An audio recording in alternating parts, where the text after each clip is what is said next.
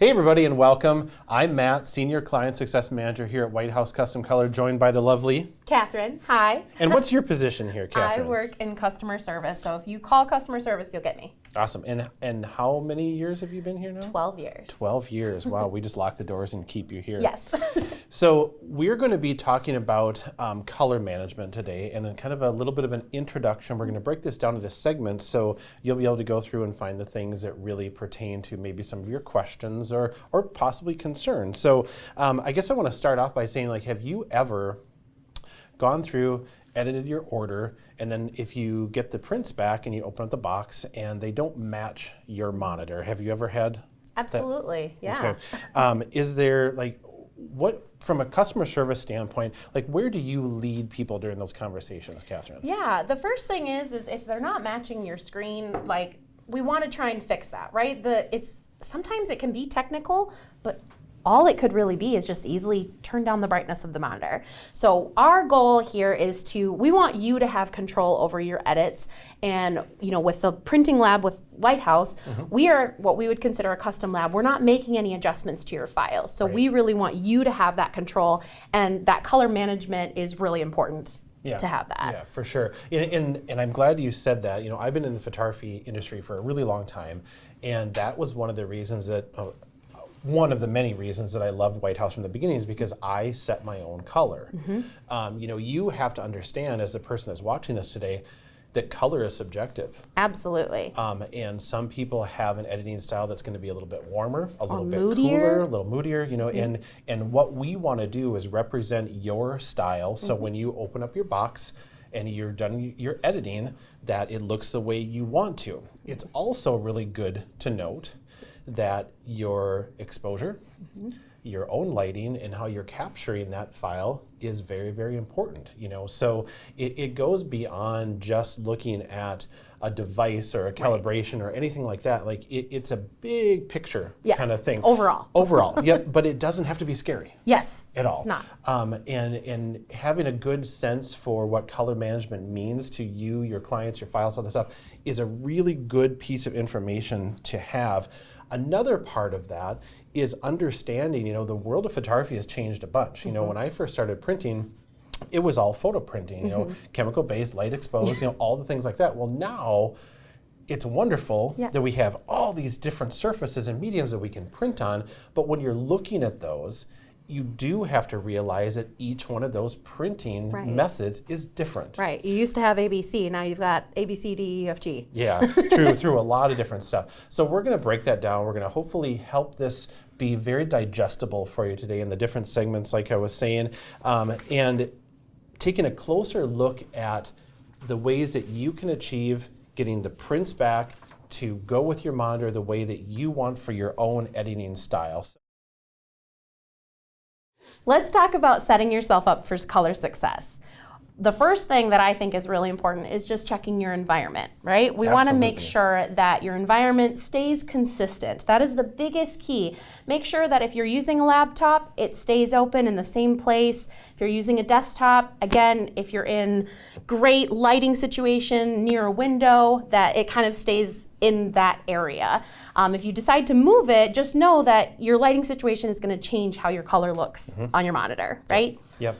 And the angle of your laptop screen is going to make a significant difference as well. Absolutely. Yeah, for sure. Perfect.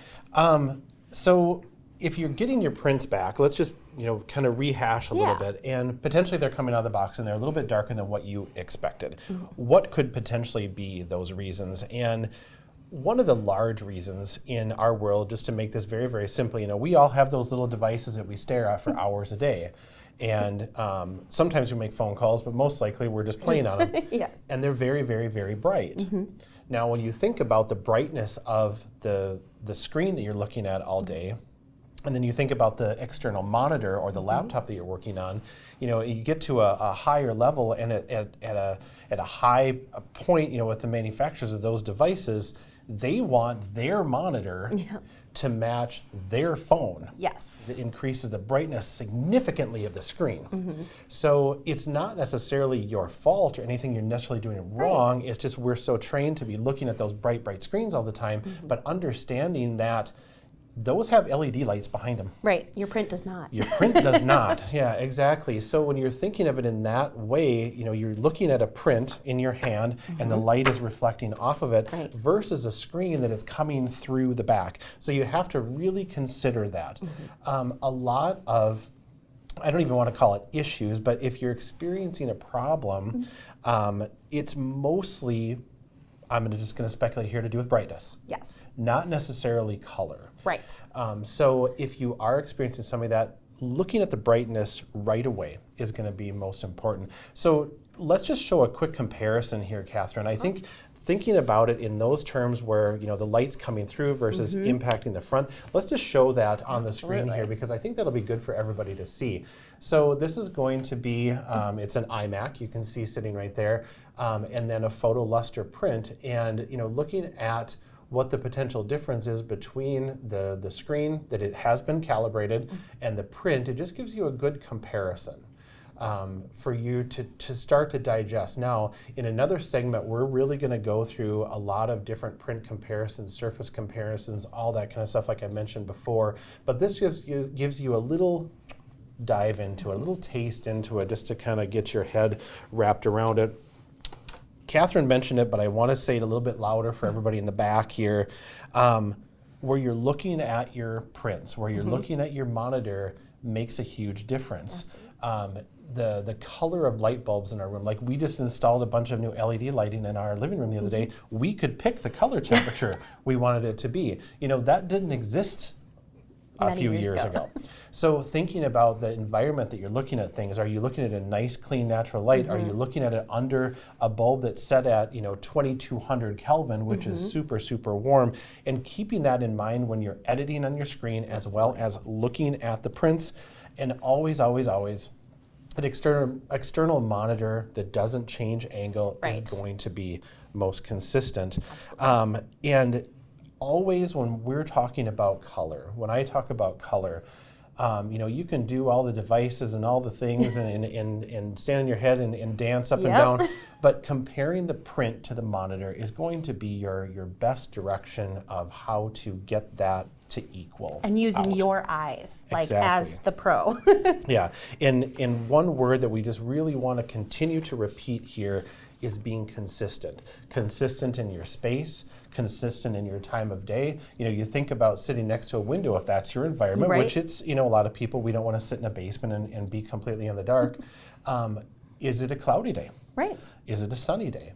Is it the morning? Is it the afternoon? Like taking all those things into consideration, and letting yourself learn. Like I said before, this is a really good thing to learn along the way. Absolutely. So stick with us. We're going to dig into a bunch of different test prints next. Several different files, surfaces, so hopefully it will make it very easy to understand how to get the results that you were looking for. Test prints, test prints, test prints. Test prints. Say it again. Test prints. Test prints, yeah, exactly. Everybody hear that? What was test that? prints. Test prints, yeah. Okay, so let's go back a little bit into the White House history. So when I started with the lab printing, test prints were a requirement. Same. Yep. Now we have made it so it's not required. But if you take away something from us today, we feel that test prints are very, very valuable. And why would you not do them before you place an order for a large metal, a large acrylic, a large photo order, album? It's just a really good way to make sure. Yes, just double check. Exactly. So, Catherine, since you've been in CS forever, when you're talking to clients about doing test prints, what are your recommendations for them? Yeah, so you do get 5 free test prints when you open your accounts. You have a variety of images. You really should take advantage of that and shoot a couple different sessions, or if you have sessions that you've already shot, get a variety of skin tones, of backgrounds. If you do inside versus outside, if you do things with darker, moodier tones, maybe some with super bright and vibrant tones. If you do a lot of black and white photography, maybe throw a black and white in there. But you do want a nice variety so you can use them to check your color and your exposure. Absolutely. And these are all photo luster. Yes. Correct? Yes, they will always be on luster. That's the best way to use for calibration purposes. Yeah, for sure. So This is a very easy step, and I know that we're all guilty in the busy world. Sometimes we come screeching into a deadline and the time isn't there. But if you do take that extra, few days to make sure that everything is dialed in, Absolutely. It will serve you well. Another point that you brought up that I think is really, really, really valuable is once you do your test prints, hold on to them. Yes, hold on to them. Every couple weeks or once a month, pull them out. What I like to suggest is have a folder on your desktop of these files that you know are not going to be touched. You're not going to go in and re-edit them. Take these prints, put them in a little folder, put them next to your monitor, and every couple weeks or once a month, just pull them out, pull up those files into Photoshop, make sure that nothing has changed on your monitor. Absolutely. So when people are doing the physical comparison, Catherine, like literally are you instructing people to have it right next to the monitor? Do you hold it off? Like what is the position you should be in? Never in front of the monitor. So don't put it right in front. We want to put it off to the side. You should always be viewing it off to the side, never right in front, because then the monitor and the print is going to be backlit. So off to the side and then view it from there. Absolutely. Awesome. Okay, so I know that we've said test prints how many times? I don't know, multiples. Test prints. A lot of test prints being talked about here. But it's really important. It is a very, very, very low cost way to make sure that everything is dialed in. Absolutely. Hold on to the prints. They are investment in your business. When you hear calibration, what do you think? What is the first thing that comes to your mind, Catherine, when you hear the word calibration? Kind of scary. Really? But it doesn't have to be. No. I mean, really, when you start to think about it, calibration, that can be a scary word. Think of it, color management, print management, whatever you want it to be, but just don't let it be scary. No, it's really not. Yeah, and we're approaching this from, if somebody is unboxing something and it maybe doesn't match what the expectation was from the screen, but, you could be dialed in. Yeah. And you could be all set up, and it's never a bad thing to just kind of do maintenance. So just so you know, from a completely personal perspective, our staff photographer here who happens to be in the room right now, he color calibrates the systems every 2 weeks. Yeah. So if you are not falling within that category, which, let's be honest, most people calibrate, once a year, maybe 2 years, decade, whatever that number may be, and it needs to be more frequent to be able to keep you a little bit more consistent. So let's talk a little bit about some simple tricks here and things like that. Yeah. So do you want to take over for a second? Sure thing. Okay. So in Photoshop, let's just say you're having some issues with things maybe looking a little dark and you're not really sure, where do I find this information? Let's go to Photoshop here and I'll show you a quick trick here. All right, so in Photoshop here, when you go to levels, you're gonna see your histogram. So this little hump is telling you how high those shadows are. And if you take that mid-tone bar and you just start playing with it going to the left or right, you're gonna see drastic changes, right? So it was right in the middle here. Maybe we need to lighten up those shadows a little bit. If you really want more of that detail to show through, all you have to do is kind of play around, take those midtones and boost them up a little bit. Give yourself a little bit of extra. So it's that easy. Just go into levels, find that histogram, and watch for those, like the big hump here is how deep in those shadows are. And then, Catherine, from the CS perspective and your calls over the years, like, what is the percentage of just that being able to adjust an issue that somebody might be having? About 90% or so. I mean, that it's that common, so I don't ever want that to scare people, because again, we talked about this earlier, that you're looking at a monitor that's backlit versus a print, and usually a darkness issue is pretty common, especially right out of the gate when you're starting out. So don't be afraid of that, and making these simple changes will make it easy and disappear. Absolutely. All right, so that was a great tip. So let's look at an actual comparison in print and on the screen here. So we'll go one at a time, and then you'll be able to see it side by side. So I'm gonna hold up the original file in the print and make sure that we don't have too much glare on there. Okay. So you can see really a lot of those details are not there in the trees and in those shadows areas. Yep. Okay, so go ahead and bring the adjusted file up after that little levels adjustment. You can see the difference in her skin tone and even in the trees in the background. It makes a huge difference. And just by that little trick that we did with the levels, made that big difference. And then also, if we want to shift over to the screen, you'll be able to see it there. And we do have those labeled as original and the adjusted files. So just that one quick little tip could really help you and save you time and money. Yeah, absolutely. Okay, so now let's talk about, a photographer who is very techie and they love gadgets. I mean, a lot of photographers love gadgets. So let's show one off here real quick here. Catherine's going to be our hand model today. So the way that we see this, if you want to have a calibration device, it is an investment in your business. Absolutely. Like, it's not that you're just spending money frivolously, because I know no photographer's ever done that. Never, ever. But it is an investment. Absolutely. Now, these can go anywhere from, say, $150 to a couple thousand, depending on what level that you want to have and what quality you want to have. One thing we did want to show you. So before we went into recording today, our staff photographer calibrated our monitor that we have here on the table, and it's really a good comparison, and Catherine is going to show us here of before calibration and an after calibration, so you can really see what a difference that made on the screen itself. So go ahead, Catherine, let's walk through that. All right, so we are just going to go into our display settings here, and I will show you. So before calibration, yikes. Yikes is right. And now we will go to after.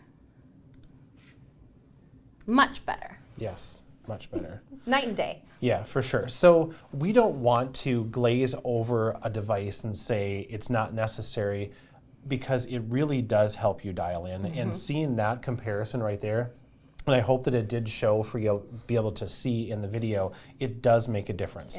It's just, but understanding that it's a tool. Yes. It is not the tool of all of this. This is a multi-step process to really get your color management and to have the images come back the way that you want them to be.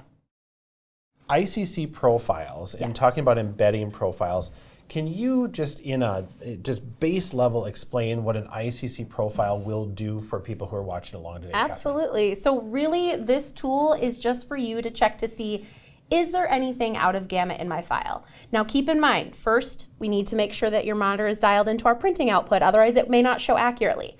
Once you're dialed in, pull up the ICC profile and see, do you have any color that is just not going to be replicated once printed? So really bright, vibrant colors tend to print more muted or a little bit darker, just because of the limitations on the printing process. Right. And when people talk about embedding profiles into the files that are coming to WHCC, what does that mean?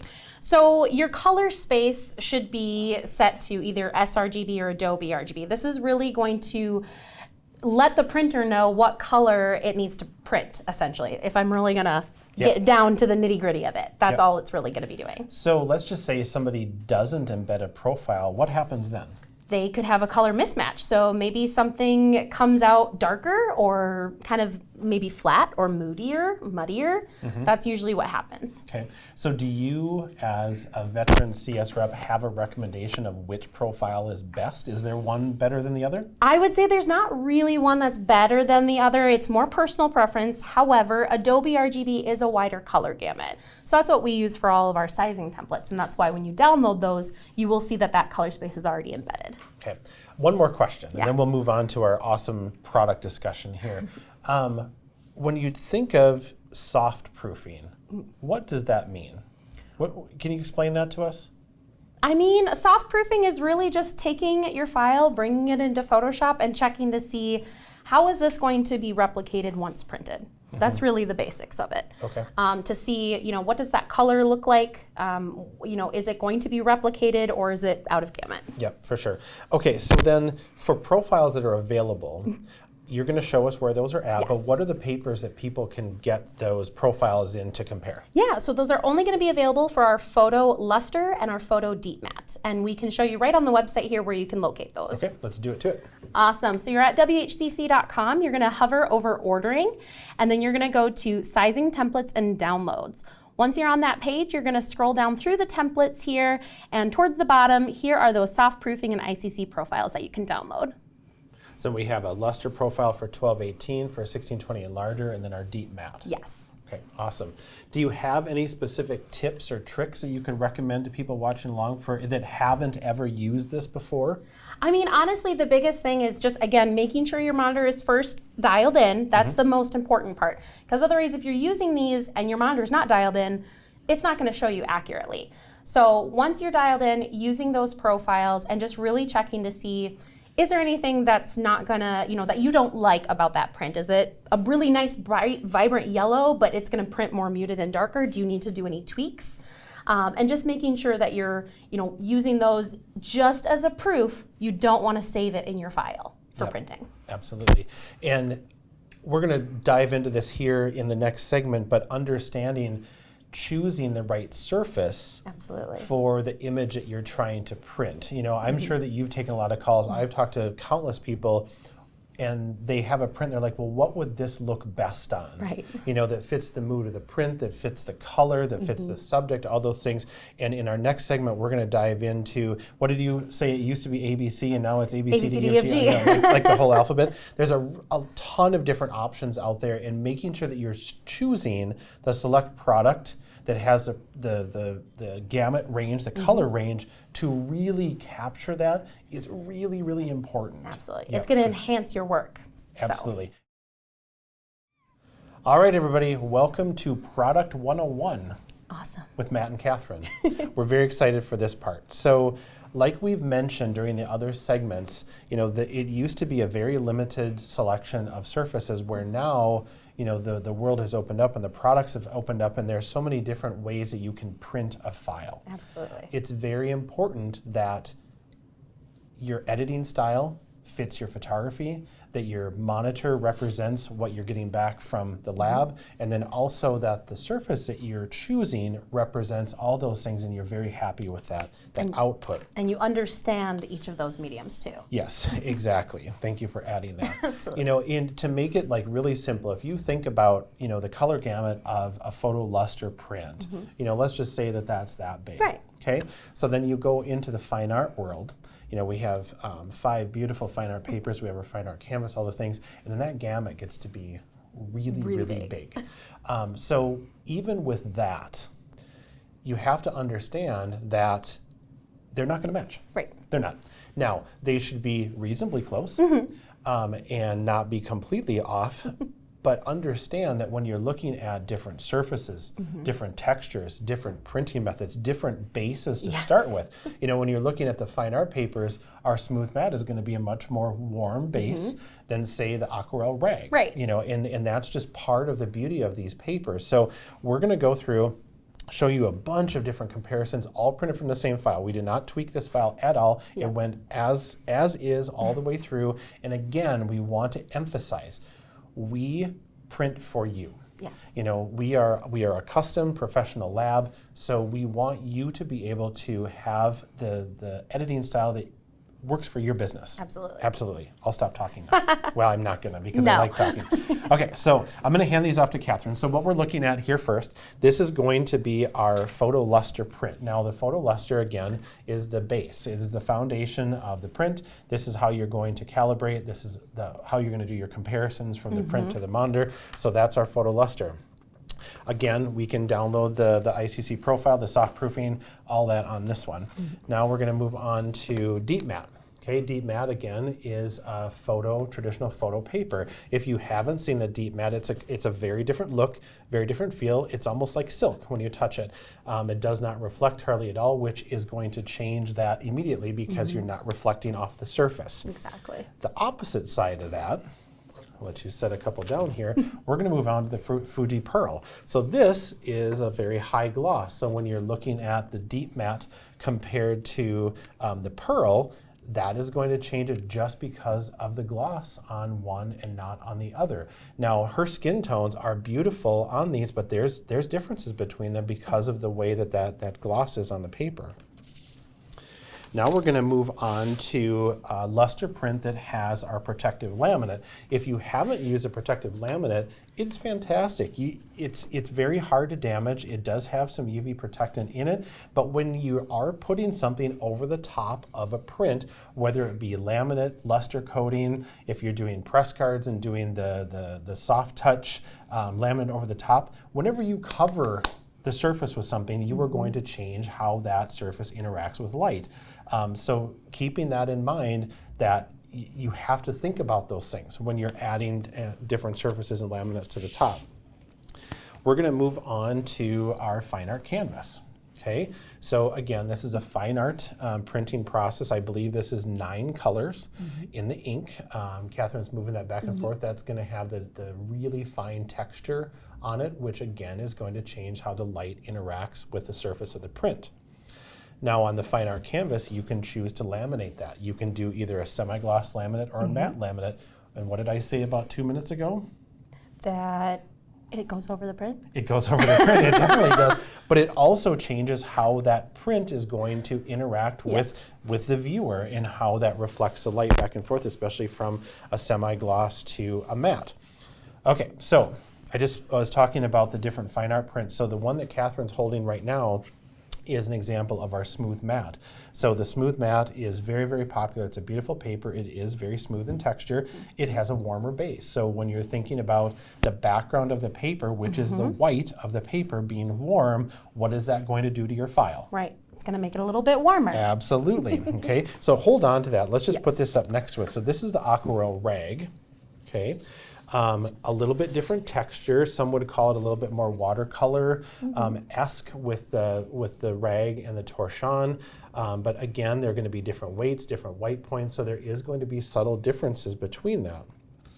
Speaking of torchon, do you have 8 hands over there? We can make it work. Okay, so what Catherine's holding up right now is actually the 3 different uncoated fine art papers. So we have torchon, closest to me.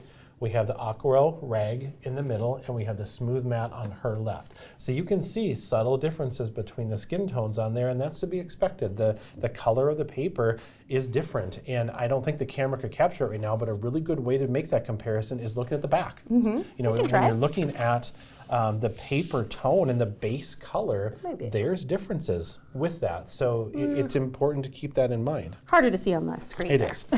Okay, let's move on to our coated options for fine art. So this is going to be our Baryta. Yep, exactly.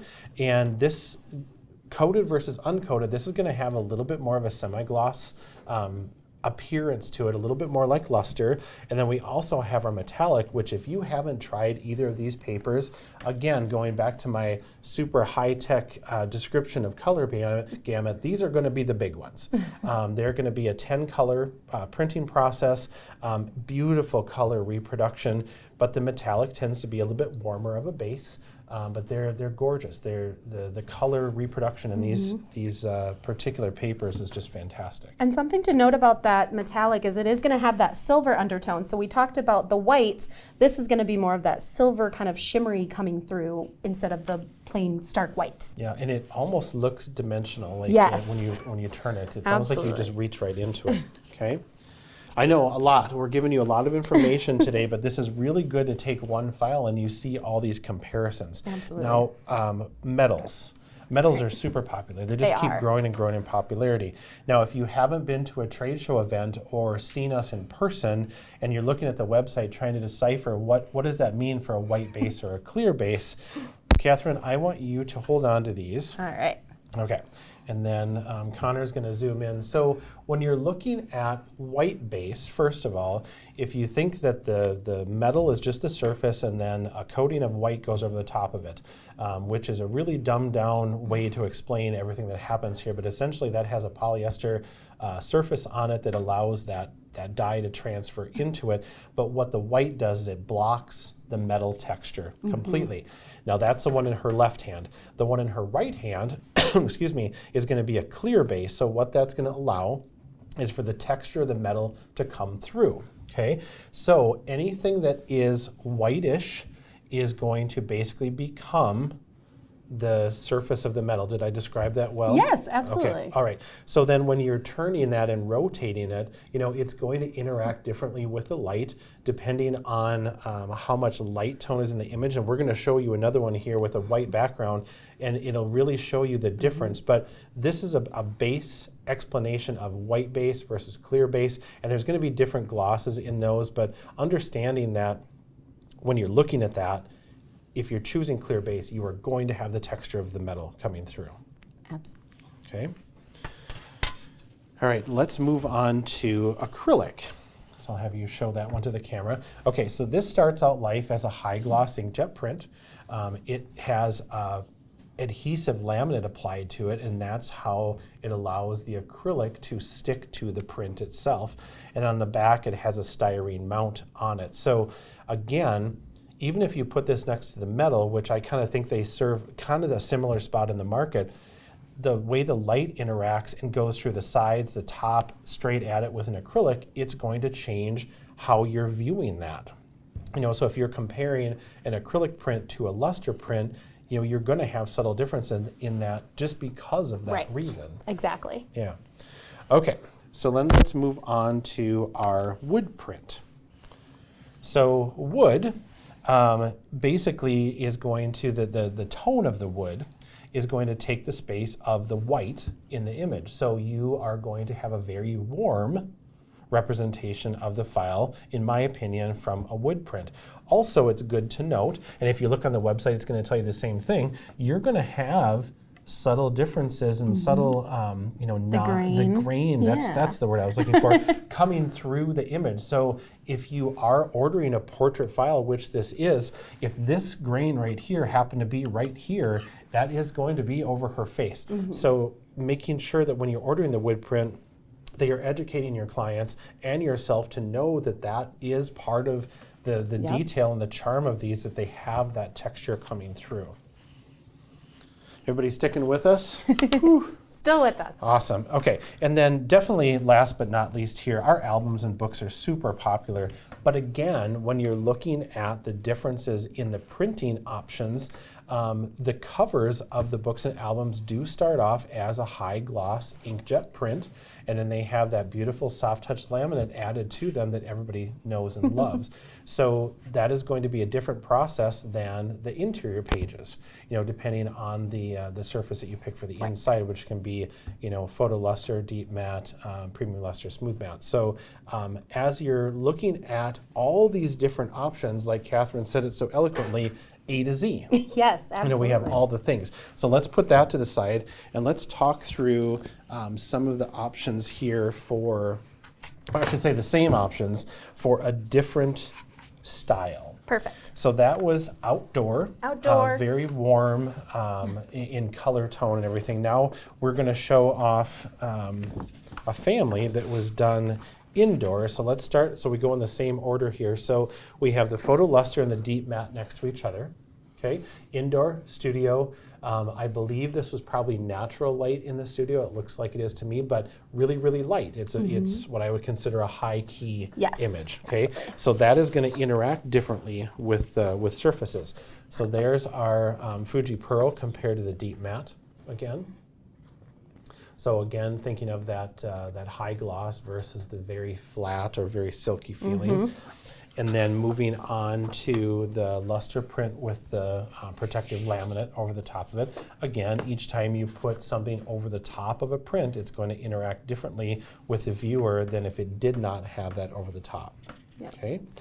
Now here is where you're really going to pick up on the differences within the fine art printing. So we're going to put that in your left hand. That's going to be our smooth matte.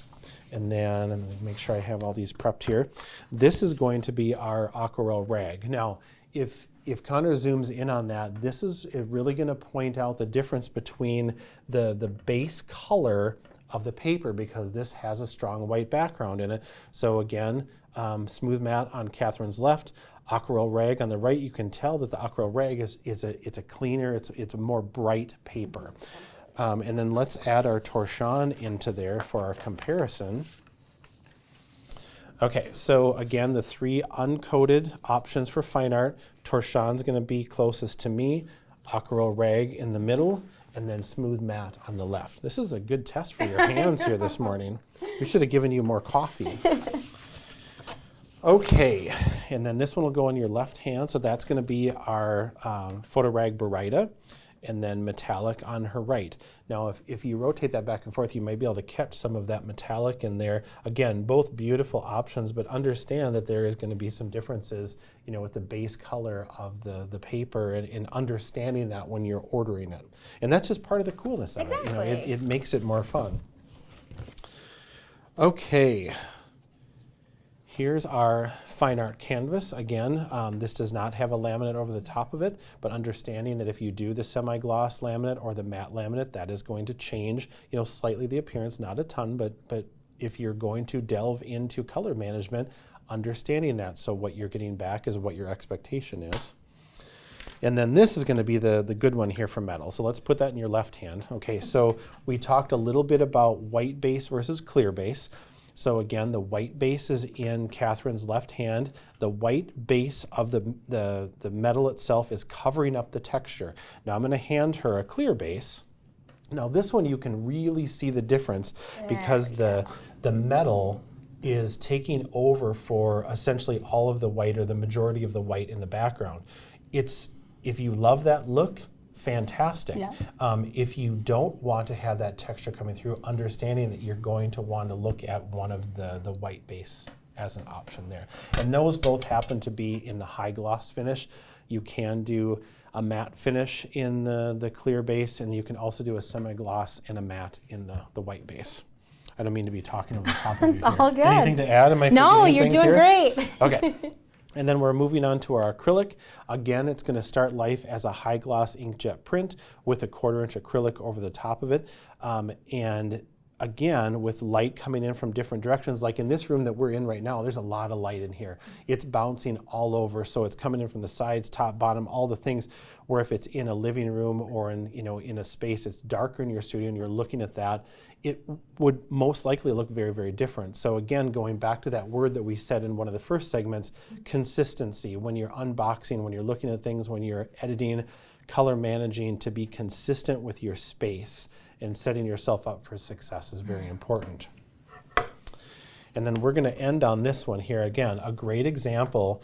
So this is the wood print again, and as you're looking at this, you're going to notice that grain, is showing through, and that's mostly because the background of this image is white. So it's really allowing a lot of that wood texture, I almost said metal, allowing that wood texture to come through. And it looks beautiful, yes, but just making sure that you understand how this is going to look compared to a luster print. It's going to be warmer. You're going to see the grain. The skin tones are going to be warmer. They're not going to match the photo luster again. So this is a really, really helpful way to look through all these different prints. And we really hope that this has helped with you learning and maybe not being scared of color management. Exactly. Yeah. Anything to add before we sign off here? No, Catherine? I think we've got everything. But yeah, don't be scared. Just know that every product is going to be a little different, and just having that education, not only for yourself, but also for your clients, I think is really key. Yeah, absolutely. And if somebody needs additional help with color, where do they go? They can contact customer service. They can, yes. And we have an amazing customer service team. Every time we go to a trade show, it's always a compliments of how patient and helpful the CS team is. So thank you for all you do. Thanks for joining us today. We really hope this has been helpful for you. Thank you.